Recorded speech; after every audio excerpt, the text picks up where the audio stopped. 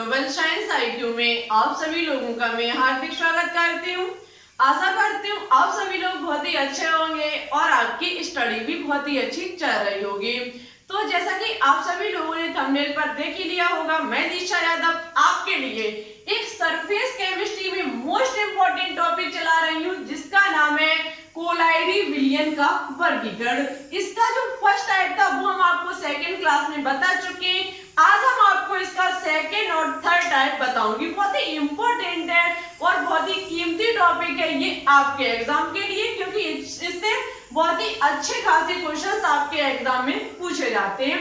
हम आपको एक बात की गारंटी देते हैं, यदि आपने पिछली क्लास प्लस इस वाली क्लास को कंप्लीट देखा तो कोलाइडी विलयन के वर्गीकरण से बनने वाले एक भी क्वेश्चन को आप छोड़ करके नहीं आओगे, 100 में 100% उसे सही करके आओगे। यदि आपने दोनों क्लास को बिल्कुल भी मिस नहीं किया और स्किप मत करना, ठीक है। यदि आपने कहीं भी स्किप कर दिया, समझ लेना वही आपने अपना नुकसान कर लिया, क्योंकि आप अंदाजा नहीं लगा सकते ये टॉपिक आपके एग्जाम के लिए कितना इंपॉर्टेंट टॉपिक है। इससे बनने वाले जो भी एमसीक्यू होंगे हम आपको आज इवनिंग वाली क्लास में करा देंगे, ठीक है।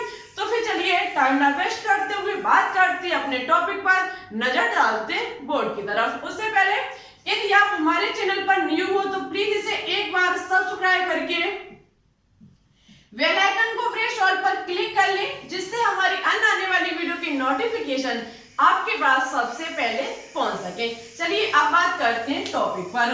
देखो, हमने आपको जो कोलाइडी विलयन का वर्गीकरण फर्स्ट आधार पर किया था वो आपका था अवयवों की भौतिक अवस्था के आधार पर, ठीक है।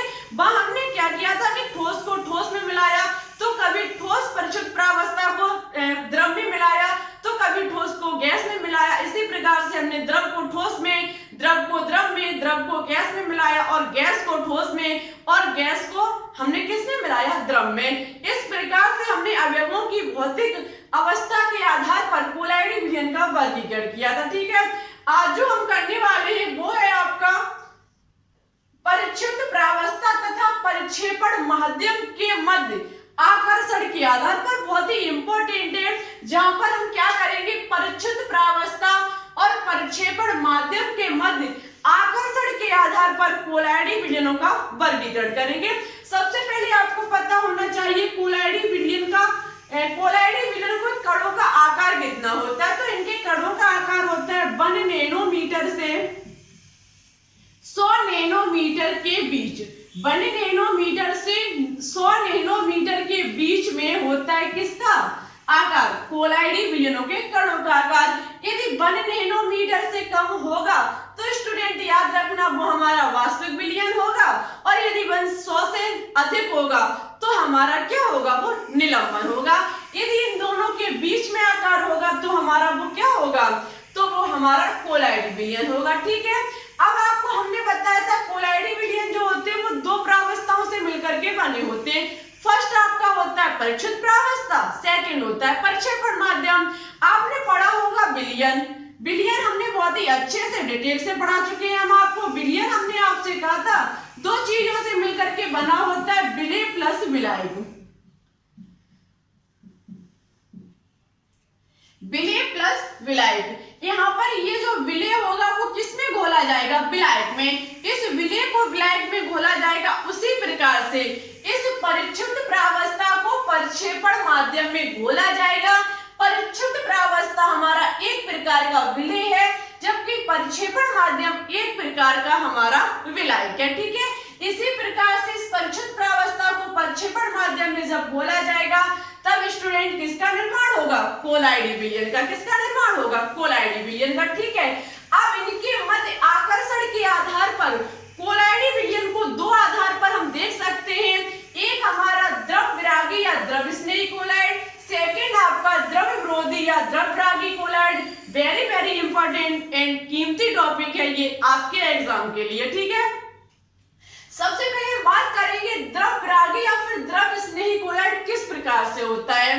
तो देखो, वे कोलाइड जो उपयुक्त विलायक में सरलता से कोलाइडी अवस्था में आ जाते हैं। वे कोलाइड जो उपयुक्त विलायक में सरलता से कोलाइडी अवस्था में आ जाते हैं। चलिए हम आपको थोड़ा घरेलू टाइप से बताते हैं।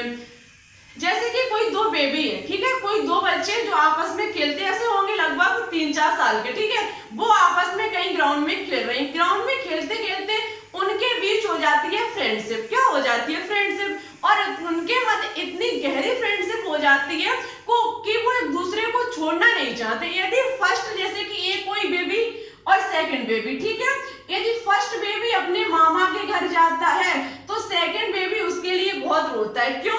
क्योंकि उसे वो बिल्कुल भी छोड़ना नहीं चाहता है। जब उनके मध्य ज्यादा बहुत ही अत्यंत गहरी दोस्ती हो जाती है तो समझ लेना कि वो अब एक दूसरे को बिल्कुल भी छोड़ना नहीं चाहते, एक दूसरे के बिन रह नहीं पाएंगे, मींस एक दूसरे में घुल गए।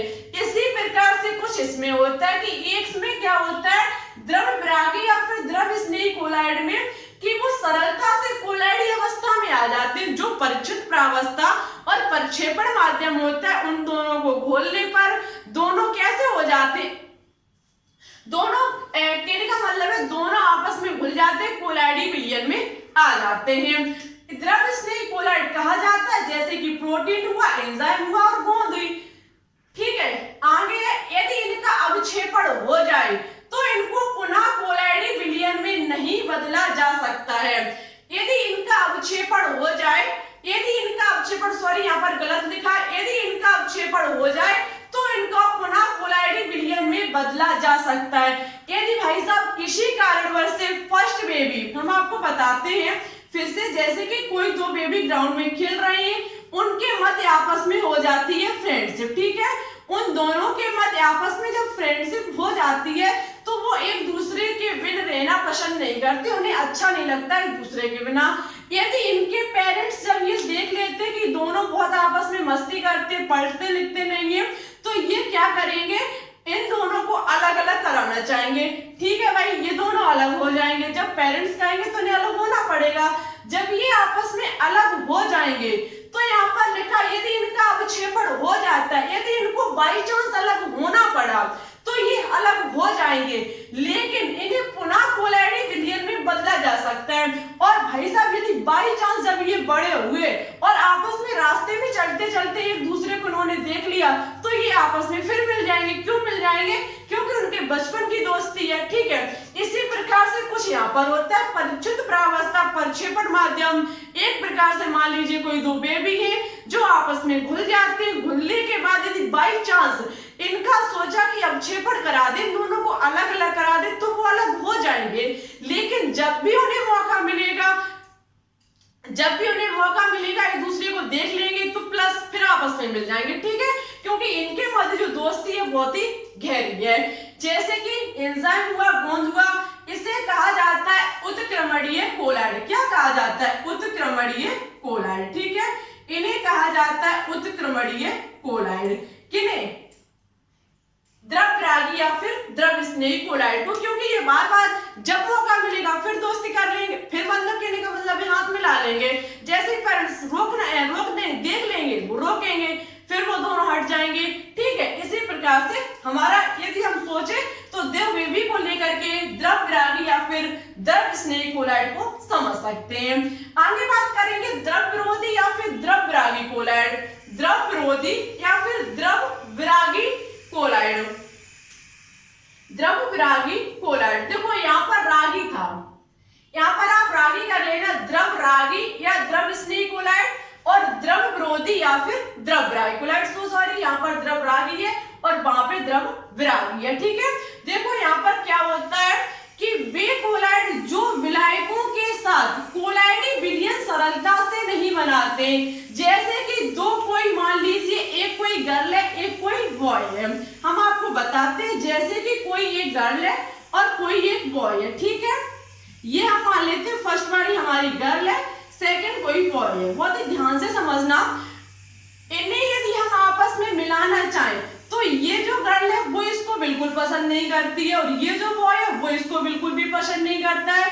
लेकिन जबरदस्ती क्या होगा कि पेरेंट्स नहीं मानेंगे और इन दोनों की करा देंगे शादी, कहने का मतलब है जैसे कि कोई ये गर्ल है, कोई ये बॉय है, ये एक दूसरे को बिल्कुल भी पसंद नहीं करते, ठीक है। लेकिन जबरदस्ती इन दोनों की हो जाती है शादी। जब इन दोनों की शादी हो जाएगी, जब एक दूसरे को बिल्कुल भी पसंद नहीं करते, तो भाई इनके बीच होगी लड़ाई। होगी कि नहीं होगी? बिल्कुल होगी लड़ाई। तो यहाँ पर है कि बेपोलैर जो विलायकों के साथ कोलाइडी विलयन सरलता से नहीं बनाते हैं, ये आपस में शादी नहीं करना चाहते। उसी प्रकार से परिक्षुत प्रावस्था प्रक्षेपण माध्यम आपस में नहीं घुलना चाहते, लेकिन इन्हें बनाने के लिए कुछ विशिष्ट विधियों का प्रयोग किया जाता है।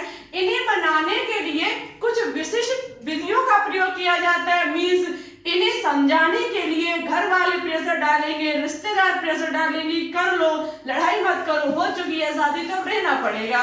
उसी प्रकार से यहाँ पर है ये बनना नहीं चाहते थे, लेकिन विधियों के द्वारा बनाया गया। आगे कहता इनका अवक्षेपण हो जाए, बाई चांस कुछ ऐसा मौका मिले कि इनके बीच तलाक हो जाए, ठीक है, कुछ ऐसा मौका मिले कि इनके बीच तलाक हो जाए, तो इन्हें पुनः कोलाइडी विलयन में नहीं बदला जा सकता है। जब वैसे भी वो बिना मर्जी की शादी हुई थी और भाई साहब तलाक हो जाएगी, तो वो एक दूसरे को कभी भी नहीं चाहेंगे कि कभी देखे भी, ठीक है। तो इसलिए ये हमारा अनुत्क्रमणीय कोलाइड कहा जाता है।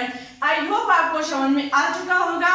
यदि कोई भी परिक्षित प्रावस्था प्रक्षेपण माध्यम आपस में घुल जाते हैं, विलयन बना लेते हैं, हमारा द्रव रागी और द्रव स्नेही कोलाइड कहा जाएगा।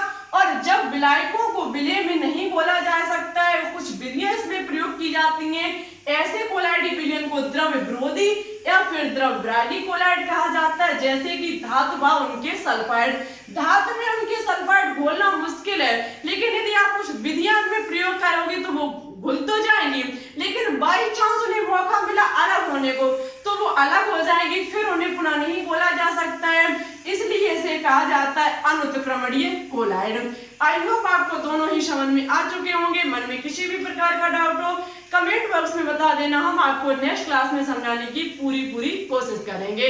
चलिए अब बात करते हैं इसके थर्ड टाइप पर। चलिए अब बात करते हैं आगे दिया गया है परिक्षुत प्रावस्था के कणों के आधार पर। अब जो कोलाइडी विलयन का वर्गीकरण किया जाएगा वो परीक्षित प्रावस्था। परीक्षित प्रावस्था का मतलब क्या हुआ? विलय, एक प्रकार का क्या होगा? विलय के कणों के आधार पर अब कोलाइडी विलयनों का वर्गीकरण हम देखेंगे, जो कि 3 टाइप से होगा, ठीक है, 3 टाइप से होगा। परीक्षित प्रावस्था के कणों के आधार पर आपको पता है इनका जो आकार होता है वो 1 नैनोमीटर से 100 नैनोमीटर के बीच होना चाहिए, ठीक है, 1 नैनोमीटर से 100 नैनोमीटर के बीच होना चाहिए। यदि इतना नहीं है तो वो हमारा कोलाइडी कण नहीं माना जाएगा, ठीक है। तो देखो लिखा हुआ है, पहला है बहुआण्विक कोलाइड। क्या है? बहुआण्विक कोलाइड। विलय करने पर यदि पदार्थ के परमाणु या अणु परस्पर संगुणित होकर के बड़ा कोलाइडी कण बनाते हैं, तो इसे बहुआण्विक कोलाइड कहा जाता है।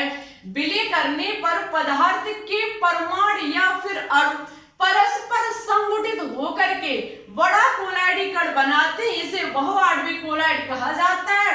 इन सोलों में परिक्षुत प्रावस्था ऐसे अणु या परमाणु का संगठन से बनती है जिनका आणविक आकार 1 नैनोमीटर से कम होता है। देखो ये हमारा बहुआण्विक कोलाइड कब बनेगा वो हम आपको बताते हैं। इसमें होता क्या है, जो आपके विलय का मतलब परिक्षुत प्रावस्था के जो कण होंगे वो 1 नैनोमीटर से भी कम होंगे, उनका जो आकार होगा वो 1 नैनोमीटर से कम होगा। और यदि स्टूडेंट 1 नैनोमीटर से कम है तो वो हमारे कोलाइडी कण नहीं बना सकते। अब क्वेश्चन उठता है तो फिर कोलाइडी कण कैसे बनेगा? तो देखो इसके लिए कोलाइडी कण बनाने के लिए क्या करना पड़ेगा कि आपका जो 1 नैनोमीटर से कम आकार का जो कोलाइडी कण है, उसे कोलाइडी कण नहीं कहेंगे, जो कण है, ठीक है, उसको हम कहिए को आपस में मिला लेंगे। जब हम स्टूडेंट कहिए को आपस में मिला लेंगे तो एक गुच्छा टाइप सा बन जाएगा। तो जब वो गुच्छा टाइप से बन जाएगा जिसका आकार 1 नैनोमीटर से अधिक हो जाएगा और 100 नैनोमीटर के बीच हो जाएगा। हम फिर से बताते हैं, आपको पता है कोलाइडी कण कब हो सकता है? जब उसका आकार 1 नैनोमीटर से और 100 नैनोमीटर के बीच होना चाहिए। लेकिन यहाँ पर क्या है, हमें बहुआण्विक कोलाइड बनाने बहुत से समझ में आता है, बहुत सारे आणविक का मतलब अणु होगा, ठीक है। तो देखो यहाँ पर क्या होगा कि जो 1 नैनोमीटर से कम कण आकार के कण हैं वो हम क्या करेंगे, कहीं एक मिला लेंगे। कहीं एक जब मिला लेंगे तो स्टूडेंट एक गुच्छा बन के तैयार हो जाएगा जिसका आकार 1 नैनोमीटर से और 100 नैनोमीटर के बीच होगा। इस प्रकार से जब हम कहीं एक मिला लेंगे तो वो हमारा क्या बन जाएगा, एक कोलाइडी कण। इसे ही कहा जाएगा बहुआण्विक कोलाइड कण, जिसमें बहुत सारे अणुओं को मिला करके कोलाइडी कणों का निर्माण किया जाता है। ऐसे को बहुआण्विक कोलाइड कहा जाता है। जब बहुत सारे परमाणु या अणु मिलकर के एक कोलाइडी कण का निर्माण करते हैं तो स्टूडेंट इसको कहा जाता है बहुआण्विक कोलाइड, ठीक है।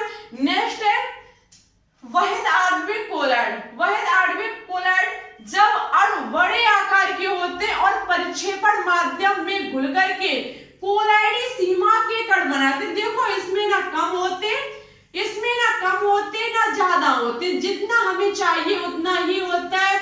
1 नैनोमीटर से 100 नैनोमीटर के बीच में कण जब परिक्षेपण माध्यम में, जब हमारा परिच्छुत प्रावस्था का कण 1 नैनोमीटर से 100 नैनोमीटर के बीच होगा, वो परिक्षेपण माध्यम में घुल करके कोलाइडी सीमा के कण बनाते हैं। इस प्रकार के पदार्थ को वहित कोलाइड आणविक कहा जाता है, ठीक है, आणविक कोलाइड कहा जाता है। उदाहरण के तौर पर नायलॉन हुआ, पॉलीथीन हुई, प्लास्टिक हुई, इसके जो कण होते हैं वो आपस में मिल करके परिक्षेपण माध्यम में घुल करके आपका वहित आणविक कोलाइड का निर्माण करते हैं, ठीक है। जिसमें जो कोलाइडी कण का आकार होता है वो 1 नैनोमीटर से 100 नैनोमीटर के बीच होता है। क्वेश्चन एग्जाम में पूछा जा सकता है कि 1 नैनोमीटर से कम कण के आकार मिलकर के किस कोलाइड का निर्माण करते हैं, तो वो हमारे बहुआण्विक कोलाइड का निर्माण करते हैं, ठीक है। अब बात करेंगे इसके थर्ड टाइप से, जो कि वेरी इंपॉर्टेंट है आपके एग्जाम के लिए। हम आपको सिखाएंगे कि साबुन से किसी भी कपड़े की सफाई कैसे की जा सकती है। चलिए अब बात करते आगे। चलिए अब बात करते हैं आगे। ये बहुत ही इंपॉर्टेंट एंड मोस्ट इंपॉर्टेंट है कि संगुणित कोलाइड या सहचारी कोलाइड, जो अभी हमने आपको बताया था, कणों के आकार पर, परिच्छुत प्रावस्था के कणों के आधार पर, ये इसका थर्ड टाइप है। इसमें लिखा हुआ है संगुणित कोलाइड या फिर सहचारी कोलाइड। ये बहुत ही इंपॉर्टेंट है। इससे हम आपको सिखाएंगे कि किसी भी कपड़े की सफाई कैसे की जाती है। जैसे कि कुछ पदार्थ निम्न सांद्रता पर किसी माध्यम में घोलने पर समान विद्युत अपघट्ट की तरह व्यवहार करते हैं, लेकिन उच्च सांद्रता पर संगुणित कणों के बनने के कारण कोलाइडी तंत्र की भांति व्यवहार करते हैं। जैसे कि कुछ हमारे पदार्थ हैं जो निम्न सांद्रता पर किसी माध्यम में घोलने पर किसकी तरह व्यवहार करते हैं, विद्युत अपघट्ट की तरह। विद्युत अपघट्ट का मतलब होगा कि अपने आयनों में वियोजित हो जाना, यहाँ पर जब कोई निम्न सांद्रता के माध्यम में कोई, जैसे कि NaCl को घोला जाए, NaCl को 1 ग्लास में घोला जाए, ठीक है, तो वो उसके अपने आयनों में वियोजित हो जाएगा, Na अलग हो जाएगा, Cl अलग हो जाएगा। और इसे उचित, यदि इसे निम्न पर घोला जाए, जैसे कि हम 1 गिलास पानी लेते हैं, उसमें हम क्या करते हैं, NaCl को थोड़ा घोलते हैं, जो उसके लिए कहने का मतलब जैसे हम शरबत ले लें, ठीक है। 1 गिलास जल में चीनी की मात्रा शरबत बनाने के लिए जितनी डाली जाती है उतनी हम डालेंगे, लेकिन वो हमारा हो जाएगा निम्न सांद्रता। 1 गिलास जल में हम 1 किलो चीनी को डाल देंगे तो वो हमारी हो जाएगी उच्च सांद्रता। जब हम, कहने का मतलब है, निम्न सांद्रता पर किसी चीज को घोलते हैं तो वो अपने आयनों में वियोजित हो जाती है, और यदि हम उच्च सांद्रता पर घोलते हैं तो वो कोलाइडी तंत्र का निर्माण करती है, ठीक है। और इस प्रकार बनने वाला जो संगुणित कण होगा उसे मिशेल कहा जाता है। जब हम उच्च सांद्रता पर किसी कणों को घोलेंगे तो वो कोलाइडी तंत्र का निर्माण करेगा और इस संगुणित कणों को मिशेल कहा जाता है एवं संगत सांद्रता को क्रांतिक मिशेल कहा जाता है। जिन जिनसे वो बनके तैयार हुई है मिशेल, उसको क्रांतिक मिशेल कहा जाता है। मिशेल केवल एक निश्चित ताप से अधिक ताप पर बनते। याद रखना, ये जो हमारा कोलाइडी तंत्र बनेगा, ये जो मिशेल बनेगा, वो या तो निश्चित ताप होना चाहिए या फिर उससे अधिक होना चाहिए। कम पर ये बनके तैयार नहीं होगा, जिसे क्राफ्ट ताप कहा जाता है। क्राफ्ट ताप कहा जाता है। जब हम किसी भी पदार्थ को निम्न सांद्रता पर घोलते हैं तो वो अपने आयनों में वियोजित हो जाता है, और लेकिन उसे ही हम उच्च सांद्रता पर घोलते हैं तो वो किसका निर्माण करता है? कोलाइडी तंत्र की तरह व्यवहार करता है। इस कोलाइडी तंत्र को मिशेल कहा जाता है और इसमें जो संकित कण हैंगे उन्हें क्रांतिक मिशेल कहा जाता है। क्रांतिक मिशेल सांद्रता कहते हैं और मिशेल केवल एक निश्चित ताप या उससे अधिक ताप पर संपन्न होता है, इसे क्राफ्ट ताप कहा जाता है। ठीक है, इसके माध्यम से अब हम आपको बताएंगे साबुन की क्रियाविधि। देखो, ये एक प्रकार का मिशेल है। साबुन की क्रियाविधि मिशेल के अंतर्गत आएगी, जहां पर क्या होगा देखना, C17 H35 COON, ये सोडियम एस्टेरेट होता है, जो कि यह एक प्रकार का साबुन, इसे कहा जाता है साबुन। किसको कहा जाता है? सोडियम एस्टेरेट को साबुन कहा जाता है। ठीक है, इसका ये फॉर्मूला लिखा हुआ है। अब आपको पता है, यदि हम इसे जल में घोलेंगे तो भाई साहब ये विद्युत अपघट्य हो जाएगा, अपने आयनों में वियोजित हो जाएगा।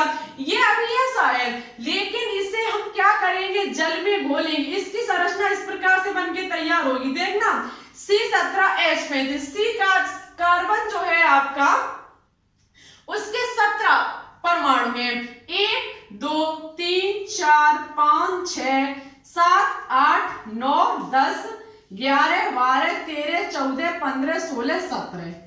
ठीक है, और उस पर जुड़ा है आपका C double bond O, single bond O negative और Na+, यही तो जुड़ा हुआ है।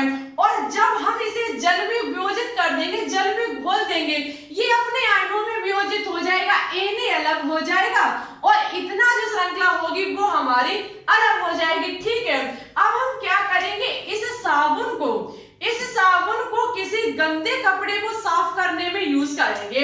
जैसे कि ये है हमारी कोई बाल्टी, उसमें डला हुआ है कोई गंदा कपड़ा। ठीक है, ये कोई गंदा कपड़ा डला हुआ है जिसके इस जगह पर लगा हुआ है दाग। ठीक है, इसकी जगह पर लगा हुआ है कोई दाग जो कि चिकनाई है एक प्रकार से, जिसे हम साधारण साबुन से नहीं साफ कर पाएंगे। हम क्या करेंगे? इसमें वाटर को डालेंगे, इसमें हम जल को डालेंगे। आपको पता है जल हमारा, कहने का मतलब है ये हमारा O- होता है, हाइड्रोजन यहाँ पर प्लस होगा। और होगा क्या? इस जल को जब हम डाल देंगे प्लस हम इस साबुन को डाल देंगे, क्या करेंगे? इस जल को डाल देंगे, इस साबुन को डाल देंगे सफाई करने के लिए। आपको पता है कि इस साबुन में लगी चिकनाई जो लगा हुआ है धब्बा या फिर दाग, वो हमारा उदासीन होगा। कहने का मतलब है वो ना तो उस पर ना तो प्लस चार्ज होगा और ना ही कोई माइनस चार्ज होगा।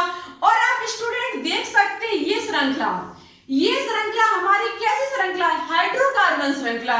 ये हमारी हाइड्रोकार्बन श्रृंखला है जिस पर Na तो हमारा अलग हो गया जल के साथ साथ, Na तो हमारा अलग हो गया, लेकिन ये C डबल बॉन्ड और सिंगल बॉन्ड O- है, ये हमारा नेगेटिव है। ये श्रृंखला हमारी कैसी है? उदासीन है। जब हम इसे इसके साथ डालेंगे तो आपको पता है ये चिकनाई हमारी उदासीन है और ये हाइड्रोकार्बन की श्रृंखला भी हमारी उदासीन है, तो ये इसके साथ जाकर के मिल जाएगी। क्यों?